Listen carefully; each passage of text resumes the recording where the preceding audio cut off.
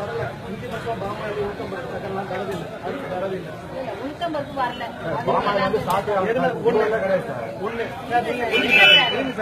ஒண்ணு எல்லாரும் பொருள் வாங்காம மெசேஜ் மட்டும் போயிட்டு இருக்கு. எல்லாருக்கும் பொருள் வந்து மெசேஜ் வந்திருக்கு. நீங்க வாங்கிருக்கீங்க சொல்லிட்டு ஐயர் ஆபீசர் வந்து அதுல பார்த்தாங்க. ஆமா சார் 26/4 நீங்க வாங்கிருக்கீங்க. ஆனா அதுல என்ட்ரி இல்ல. அவங்க பண்ணது தப்பு, நான் சஸ்பெண்ட் பண்றேன்றாங்க. இந்த ஒருத்தர் தான் இந்த 1600 குடும்பத்துக்கு தேவையான பாமாயில் சக்கரையை திருப்பி.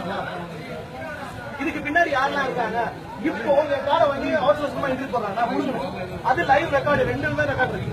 கொடுங்க. அப்புறம் என் காலில் விடுறாங்க. அதெல்லாம் பேசுறாங்க. எல்லா ஆபீஸும் வராங்க. எங்ககிட்ட யாரும் பேசுறாங்க. எல்லா குடும்பத்தையும் கேளுங்க. அரிசி வந்து 10 கிலோ தான் இருக்கு. சில பேர் இதுல 5 கிலோ தான் இருக்கு. அது ஃப்ரீ அரிசி 20 கிலோ தரணும்.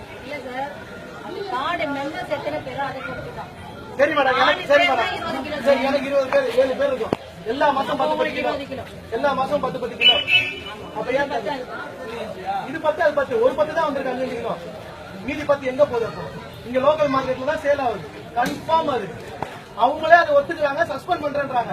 எனக்கு இங்க இருக்கவங்க மட்டும் சஸ்பெண்ட் பண்ணி பிரோஜனம் இல்லை மேடம். இதுக்கு பின்னாடி யாரெல்லாம் இருக்கா? இது பெரிய திருட்டு. அது வந்து நீங்க பண்ணக்கூடாது சார். எனக்கு நீங்க வந்து நீங்க கண்டுபிடிங்க மேடம். கண்டிப்பா கொடுக்குறேன்.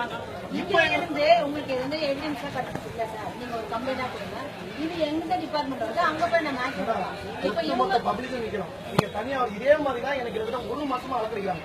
மூர் சீட்டு போங்க, அங்க போங்க, சரக்கு வரல. அது ஏன் வரல, என்ன வரல கேளுங்களா? சரக்கு வராமலாம் இல்ல சார். உளுத்தம் பருப்பு மட்டும் வரல. யாரு பாமா இல்ல, பாமா இல்ல.